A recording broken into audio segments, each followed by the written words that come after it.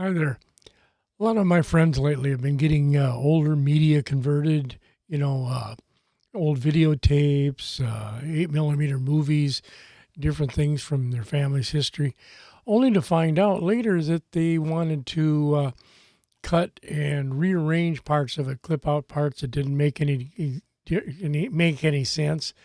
For example, I have one that started out with my brother playing baseball, and in the middle of it, here's my sister in a little wading pool, and then back to baseball again. Well, they wanted to cut and rearrange that, but they didn't want to spend a lot of money going into professional video software, or more important to them anyway, is the learning curve. They didn't want to have a long learning curve to learn how to do this.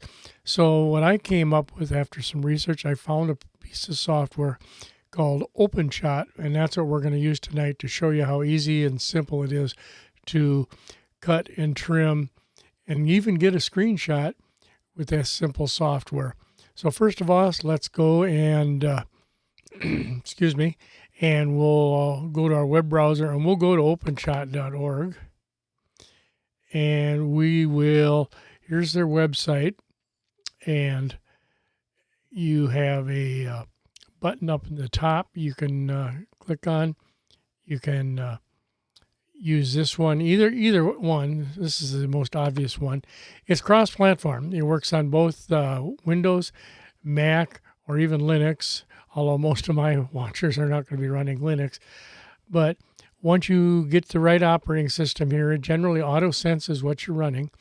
Click the download button, and it'll download and save it. I've already got it saved here, so I'm not going to go through that. Installation is like any other piece of software. Once you download it, get it installed, you'll end up with a little icon, much like this one right here, on your desktop. Just double-click and open that little icon, and eventually you'll pop up and you'll have a window much like this one. Now, what all this means to those of you who haven't edited video before is this left bin right here we call the media bin. This is where, when we bring in your videos or your still photos or whatever you're trying to cut and trim, will go in this bin. Then as we work our way down, on the lower side is a timeline. This is where we put our different clips in the order we want to write them out into a new file. Just remember, that's a timeline. There's multiple lines. Don't worry about that. That's for other features we can cover later, but just pick one, and that's the one you're going to use. The big window on the right here is a preview. So wherever we have this cursor head here, this red line, once we get some videos in here, you'll see a preview of what's under that frame at that point in time. So let's go back to the start. You can let's go over the interface real quickly here. This first one here, this is regarding projects. You can click on that, and it will open start a brand new project. And then next to it, of course, you want to open one that you saved previously. Near the end of the video, I'll talk about saving your project and what that's all about. And of course, and what's nice is, little tooltips come up, and you can save your project. Let's say you're all your way through this and you just don't have time to finish it, but you don't want to lose your work. You save the project so you can go back and open it at any time. And these are just undo and redo, the typical, you've made a mistake, you want to go back a step, you can do that. I'll skip over this for a second. And then this are just profiles. Within profile, you can set up so it saves your output format, commonly used things. In the early stages of the game, while you're learning this program, you don't really need to worry too much about that. And then finally, you have the little red dot. That's your export level to export or save your video that you've already put out on the timeline here. Again, we'll get into that later too. So for right now, let's add some videos to work on to this. You can do it one of two ways. There may be others, but the two obvious ones are drag and drop. You can go over to your drive where you've got your files stored at, like this, pick them, and then move them over, and you're done. Or the easy way is just hit the plus sign, go pick your drive where you want them, bring them in from, and find that same file again. And we'll just pick a couple here and see what we have here. There's a couple, and you can use the control click on the Windows and command click on the Mac and highlight up one or more that you want to bring in. Then click open and they will all load themselves into the bin. Now I'm not going to work on all three of these, but I just wanted to show you what you can do. You go to the movie clip you're going to work with and you right click on it and you'll get a little menu here. At that point you'll get a little split clip, Control X, and a window will pop up. And you can enlarge that, just drag it down, make it a little bigger if that's easier for you. And you'll see a little scroll bar here. This moves your position in this little video. So you can move to where you want this clip to start. Let's say I want to start it here. I'll click there. And then I want to move the scroll bar to the end of where I want this clip to be. And, well, there's a bad spot, but we'll go over here. Let's just, for the sake of example, let's just say that. Click end. That's the end of that clip. Then give this clip a name. We'll just call it Baseball 1. And then you click Create. And what that does is it takes that start and end point, makes a little clip out of it, and moves it up here. Technically, it's not a clip. It's just a little file that knows where to start and where to end for this particular clip that you've just defined. This is all what they call a non-destructive editor. In other words, it's not doing anything to your original video. It leaves it completely untouched. It just sets up little start and think of it as bookmarks. It says, I want this clip to start at this point and end at this other point. We're going to go from there. Let's go find another one. So I can move on. Let's say I want to skip past this part. I don't like seeing his score. There's my, there's my sister at the time. We'll get to right about there. I'll click start. And then we'll move ahead to a portion where we know this particular part ends. And I'll even leave this stuff in here because we can always trim that off later when it's down the timeline. I'll click end, and that's just something like that. We'll click create. And if you notice, now there's another clip there. Now we go a little further. I'll just do one more for an example. And it's okay, now we're starting to play baseball again. We'll click start and we'll go down the timeline here to where it ends, which is right there. And we'll click end. And well, I already have a baseball, so let's call this baseball 2. I'm real creative tonight here, guys. And I can't even spell baseball, but for this, that's fine. Anyway, so we now have this clip here is now split into 3 little sub clips. So I can close this window since I don't need it anymore. And now to get these down on this timeline here, I can do it one of a couple ways. You can just drag them down one at a time, put them somewhere in any order you want, whatever. Oh, I'm not going to put her down there. That's why we're cutting it out. And then here's the other baseball one. You can just put it down there like that. And that's fine. It'll handle it. But what I like to do is highlight the clips you want to work with. Again, control click or command click with the Mac. Get the clips you're interested in highlighted. Right click on it. And once again, we get that little drop down window. Except this time we're going to go add to the timeline. Now, first of all, you can arrange these in any order you want. Let's say I wanted one to come first with this little arrow in the bottom. I can click and I can move them up, or I can move it down, and or use that to arrange if I had a bunch of clips. It's a nice, easy way to get things arranged. Over on the right, this mostly applies for some other things, like we were doing still photos and fades and zooms for different effects. I'm not going to get into that right now. So we'll leave most of this alone. You can, if you want, have this do a nice little fade in and fade out. In other words, as the clip comes in, it'll do a slow fade. I'll show you here in a minute. And then as they fade into the next clip, it can do the same thing. It can fade out, which is a nice way to do it. So you can either choose that, play with it, find out what you like, or just leave it alone. There's nothing wrong with that. But once you click OK, it brings all the clips down there all by themselves. Now, 2 clips, it's kind of silly. It doesn't matter which way you want to do it. But if you had, let's say, a dozen clips that you've made, you arrange them in that little box, and then one click, you've got them all down there in the order you've chosen, possibly with that fade transition, and it saved you a lot of time. Now, when you look at these down here, remember this is a preview window, so I'm going to move this cursor window, and it shows me whatever is right under this cursor. As I move this along, I can see what is at that point in the little clip. This along the line is your time, hence the name timeline. This is in hours, minutes, seconds, and frames, and there's generally 30 frames per second, most video.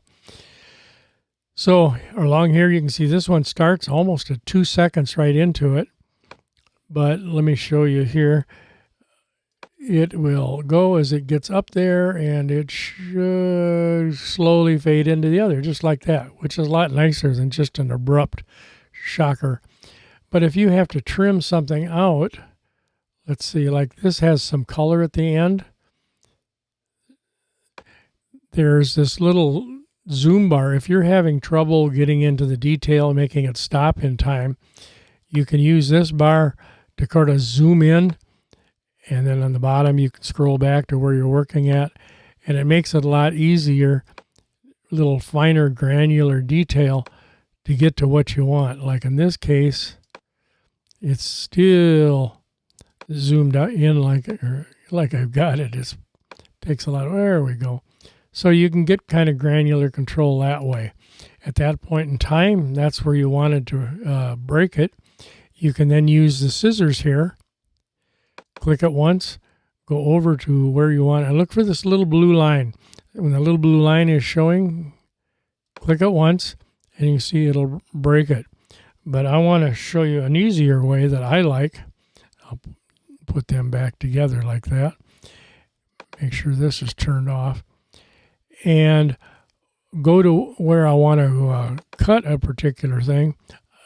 Move the cursor head to that point. Let's say we're going to do it here instead. Right when you see this little 4-way cross arrows, all 4 directions, you right-click there and go down here, and you can pick slice. And at that point in time, you can say, so I want to cut this and keep both sides of this new break. Cut it, go ahead and throw away what's to the left of it, or the right of it, or in this one, keep the right and throw away the left. So you can do it any way you want. In this case, for example, I'm just going to say, go ahead and cut it and keep the left side, and you notice it threw away all of this stuff here. Now, there was that little test clip we did, so it only did that, and you're good to go. That's an easy way to trim your videos. You can do it from either end. The other way is when you get into a clip like this, you highlight it, and when you see this little double arrow you got, you left click and you can drag this in or drag this out to wherever you want, and that's another way to do it. I find that a little more difficult, but it's certainly doable. And when we're in this area here, I want to, forgive me for looking down, I keep forgetting I got to look at you once in a while. And on the right-hand side of the screen here, you'll see there's a little camera. If I want a still shot of what I'm currently seeing, let's say I just want to make a print of it or make a title out of it, I click the little camera and give it a file name and tell it where it wants to go and click save. And it will then save a PNG file which you can then use on social media. You can use for titles, whatever you've come up with for a use for that. But it's one way to, or even for a cover for an album or for a thumbnail for something else you're going to use. That's a good, easy way to get that still shot off of your video clip. Now, I don't want you to think that it's only good for old restorations. You can use this to edit any video you have. Even, let me zoom back out again so I'm not working on such small, some fine details. Get rid of this one too. Okay, here's a normal video, the standard size, a little better quality.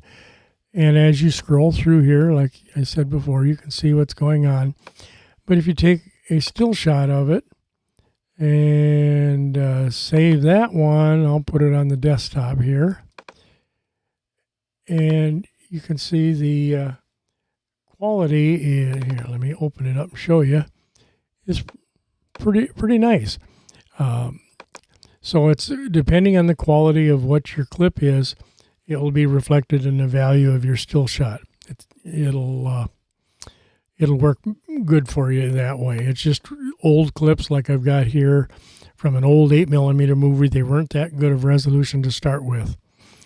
Then, well, joining the transitions, we covered that. Frame grab. Now we've got our new video down here. I'm just, for the lack of a better example, I just want to throw in some clips down there again. Another way you can do a fade is just overlap them a little bit like that. And you'll see this pop in. That's your automatic fade, and you can see it should do pretty much the same thing that we showed you earlier, but you can do it manually too. And the length of the fade is you just overlap more. You see the one fades out and the other fades in. It's kind of a cool transition to use, and I use it almost all the time. So once you get your video all lined up and what you want out, I always put my cursor back to the start, although it's not technically necessary, I don't think. And you hit the little red dot up here in the top. And once that does, it says, I'm going to export the video. I want to know, what do you want to call it? And we're going to just, for tonight, call it baseball. And where you want it saved. There's a lot of advanced settings here. The default comes up pretty good for most people. 720, it's HD. It's not full HD, but if you want to experiment a little bit, you got lots of different formats to choose from.